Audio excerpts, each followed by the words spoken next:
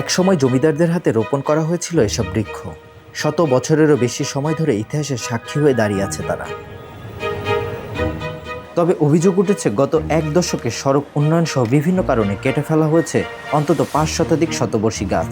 ফলে হারিয়ে যাচ্ছে প্রকৃতির পাশাপাশি এক জনপদের ঐতিহ্য। তবুও জেলার নানা প্রান্তে এখনও টিকে আছে তেঁতুল, বট, হিজল ও গাব সহ অর্ধশতাধিক প্রাচীন বৃক্ষ। শুধুমাত্র একটি গাছ নয়, শতবর্ষী গাছগুলো, বৃহৎ গাছগুলো, বড় বড় আম গাছ, বড় বড় বট গাছ, বড় বড় পাকড় গাছ, এগুলো ওই এলাকার পরিচিতি বহন করে। একটি হাটে, একটি মোড়ে, কখনো মন্দিরের পাশে, কখনো মসজিদের পাশে। সবচেয়ে বয়স্ক গাছ কিরকম আমাদের মুরব্বীদের কাছ থেকে এটা জানা। আমি এই গাছে আমার বাবা করেছে, আমার ঠাকুরদাদা করেছে, আমি করছি। যে বিভিন্ন প্রকার রোগ পোকার আক্রমণ চলছে গাছের উপরে, এটাকে ঠিক পরিচর্যার কোনভাবে আমাদের করলে যে এই গাছটাকে রাখা যায়, যদি কেউ পরামর্শ দিত আমরা অবশ্যই সেটাকে করতাম। অনেকদিন আগের থেকেই দেখা যায় জমিদার এবং যারা শিক্ষিত ব্যক্তি তারা বিশাল আকারে বৃক্ষ রাখা, তার একমাত্র কারণ এই বৃক্ষ এই সমাজকে, এই পরিবেশকে ঠান্ডা রাখে। আর এই শতবর্ষী বৃক্ষগুলো আজ হারিয়ে যাচ্ছে বলেই আমাদের সমাজে এত গরম, আমরা চলাফেরা করতে পারি না, বিভিন্ন রকম সমস্যা দেখা যাচ্ছে।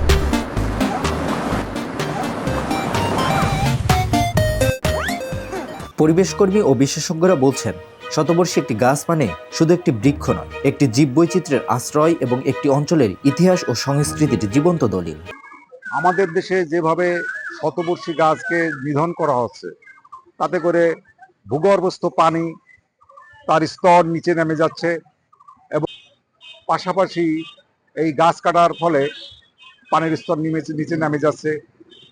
পাখির যে প্রকৃতির যে পাখির যে তার বাসা কিংবা থাকা খাবার, এগুলো থাকতেছে না, ছায়া দিচ্ছে না, বায়ু উত্তপ্ত হয়ে যাচ্ছে, পরিবেশ উত্তপ্ত হয়ে উঠতেছে, কঠিন অবস্থা হয়ে যাচ্ছে।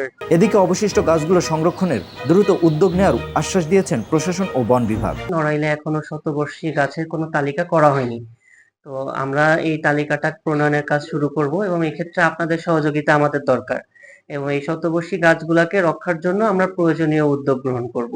যেহেতু সরকারের একটা নির্দেশনা আছে যে গাছগুলোকে রক্ষা করতে হবে, সেই মোতাবেক আমরা প্রয়োজনীয় ঊর্ধ্বতন কর্তৃপক্ষের সাথে আলাপ করে প্রয়োজনীয় ব্যবস্থা গ্রহণ করব। যে সমস্ত শতবর্ষী বৃক্ষগুলো ছিল, সে বৃক্ষগুলো আজকাল হারিয়ে যাওয়ার পথে। অনেক বড় বৃক্ষ আমরা জানি না, মানে জেনে আবার না বুঝেও সেই বৃক্ষগুলোকে আমরা কেটে ফেলি। ইতিহাসের নীরব সাক্ষী হয়ে দাঁড়িয়ে থাকা এসব বৃক্ষ এখন অপেক্ষায় সংরক্ষণের।